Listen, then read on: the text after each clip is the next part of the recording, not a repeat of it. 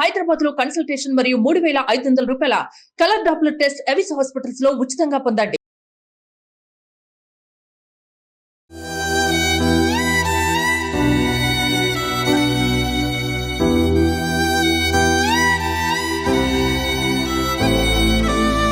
Welcome to Suman TV. విహారయాత్ర మిగిల్చిన విషాదాంతం ఒక నిండు కుటుంబంలో అయితే తీరని శోకం మిగిలిందని చెప్పుకోవాలి. విజయనగరం జిల్లా బొబ్బిలి పట్టణంలో నివసిస్తున్న ఒక తండ్రి నిజంగా కూతుర్ని ఎన్నో కళ్ళు కని పెంచాడు. డాక్టర్ చదివిద్దామని కూడా ఆశపడ్డాడు.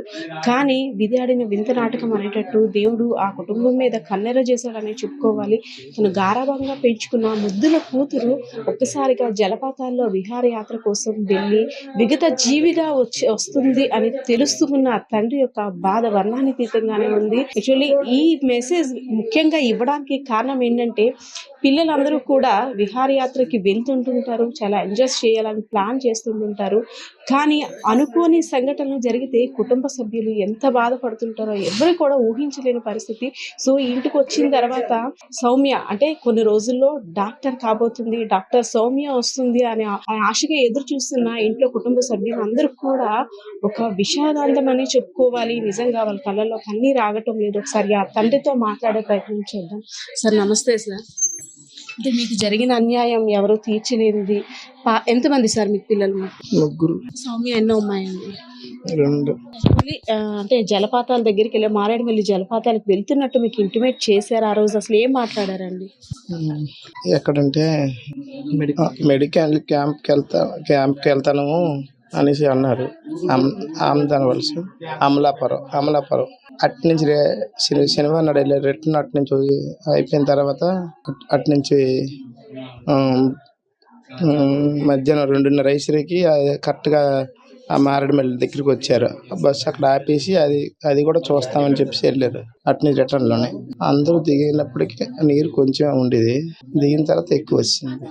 16 మందిలోనే 13 మంది బయట ఒడ్డు మీదకి వచ్చారు. ఈ ముగ్గురు కొట్టుకుని వెళ్ళిపోయారు. అందరూ నా కూతురు. సార్ అంటే వెళ్ళే ముందు మీతోటి మామూలుగా మాట్లాడుతుంటారు కదా, అక్కడ జరుగుతున్న విషయాలు అంటే అక్కడ అంటే పాప చిన్నప్పటి నుంచి కూడా డాక్టర్ అవ్వాలని చిన్నప్పటి నుంచి మీతో ఆ ఫీలింగ్ ఎలా షేర్ చేసుకుంటారు? తను అవ్వాలనిపించింది కాదు, నేను చేస్తానంటే దానికి తను ఒప్పుకోయింది. ఎలా చదివేది? చదువులో నెంబర్ 1. అందుకే ఫ్రీ సీట్ వచ్చింది. ఎక్కడ వచ్చింది? ఏలూరు ఆశ్రమం. యాక్చువల్లీ ఇన్సిడెంట్ జరిగిన తర్వాత ఒక్కసారిగా అంటే మరణించింది అని కాకుండా ఫోన్ వస్తుంది కదా, వీళ్ళు ఎంతమంది వెళ్ళారు, ఫ్రెండ్స్ ఎవరైనా ఫోన్ చేశారా, లేదు ఆఫీసర్స్ ఎవరైనా తెలియజేశారు, సమాచారం మీకు ఎలా తెలిసింది? ఆ కాలేజీ నుంచి ఫోన్ చేశారు మాకు. ఇలాగ మీ అమ్మాయి నిన్న వర్క్ ఫ్రమ్ ఇది ఇంటికి పర్మిషన్ అడిగారు కదా, ఇంటికి వచ్చిందా అంటే లేదు క్యాంపస్ కొనుక్కొని వెళ్ళింది అంటే, అయితే మీ అమ్మాయి అందరు కలిపి జలపాతానికి వెళ్ళారు, అక్కడ ముగ్గురు పడిపోంటారు, దాంట్లో మీ అమ్మాయి ఉన్నది అని చెప్పారు. 15 మంది మెడికల్ స్టూడెంట్స్ జలపాతాలను చూసేందుకు వెళ్ళారు. సో అనుకోని కారణంగా ఒక్కసారి వరద ప్రవాహం కొట్టుకు రావడంతో కొంతమంది ఒక 5గురు అయితే కొట్టుకుపోయారు. అందులో 3 అయితే మాత్రం మృతి చెందారు. అందులో ఒకరు ఈ అమ్మాయి సౌమ్య. మెడికల్ కొన్ని రోజుల్లో డాక్టర్గా తిరిగి వస్తుంది. 2nd ఇయర్ చదువుతుంది. ఏలూరులో MBBS కాలేజీలో అయితే చదువుతుంది. సో చాలా మంది కుటుంబ సభ్యులందరూ కూడా ఇక్కడ వినిపిస్తున్న పరిస్థితి. ప్రతి ఒక్కరిలో కూడా తను ఒక మంచి పేరు సంపాదించుకుంది. యాజ్ ఎ స్టూడెంట్గా, మెడికల్ స్టూడెంట్గా తను ఉన్నతమైన విద్యను అభ్యసించింది. ప్రతి దాంట్లో కూడా ఫస్ట్. సో ఫ్యామిలీ మెంబర్స్ ఉన్నారు.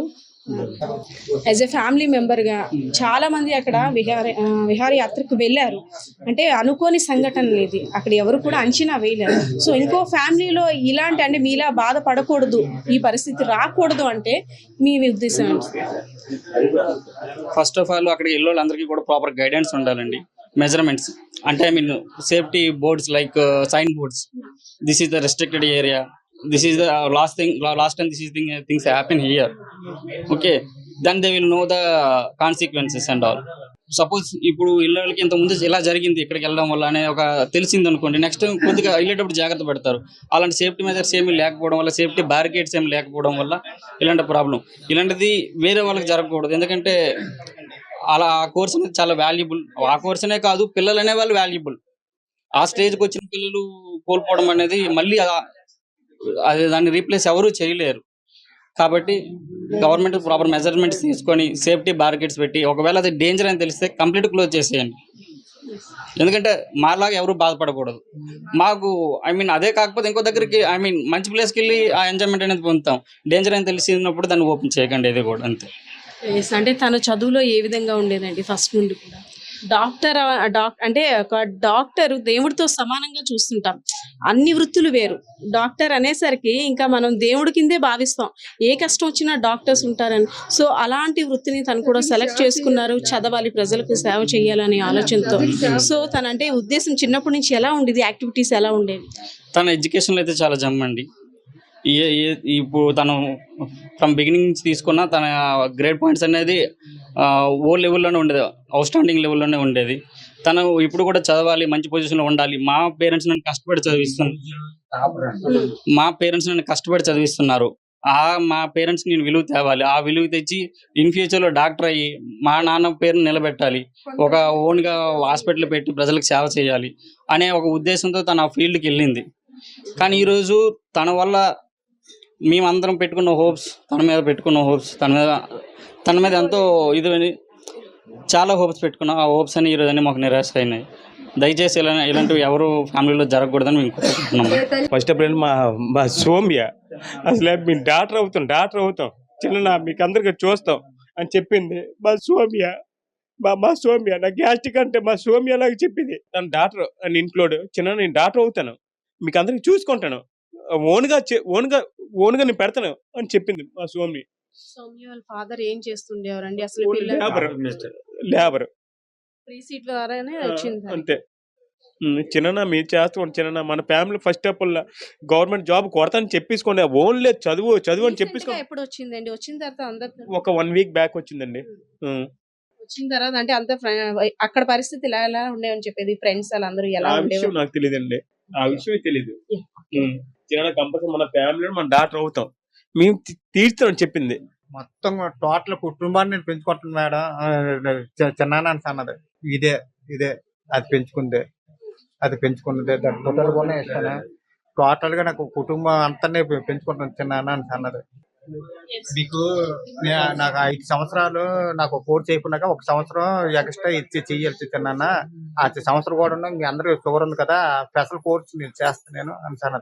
అందరూ మీకు స్పెషల్ అది కూడా చేస్తాను అంటాను.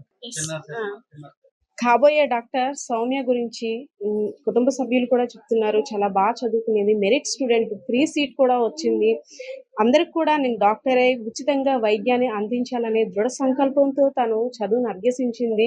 సో ఒక్కసారిగా ఇలాంటి విషాదం జరగడంతో మాటలు రాని పరిస్థితి అయితే నెలకొందని, అంటే సౌమ్య అల్లారు ముద్దుగా పెంచుకున్న తన పెట్ కూడా ఈ వార్త తెలియగానే ఇక్కడంతా ఏం జరుగుతుందో తెలియనట్టు తను కూడా ఆ డాగ్ కూడా తిరుగుతుంది. సో మరి కాసేపట్లో సౌమ్య డెడ్ బాడీ అయితే వచ్చేందుకు సిద్ధంగా కూడా ఉంది. సో పేరెంట్స్ పరిస్థితి అయితే ఇది ఎన్నో కలలు కానీ కష్టపడి రెక్కలు మొక్కలు చేసుకొని కూతుర్ని చదివించిన తర్వాత అనుకోని పరిస్థితి, అంటే జలపాతంలో ఇలాంటి పరిస్థితి అవుతుందని ఎవరు కూడా అనుకోలేదు. సో ఇలాంటి పరిస్థితి ఏ తల్లిదండ్రులు కూడా రాకూడదని అయితే వేడుకుంటున్న పరిస్థితి ఇక్కడ కనిపిస్తుంది. కెమెరా పర్సన్ శ్రీనివాస్తో పద్మా, సుమన్ టీవీ, విజయనగరం.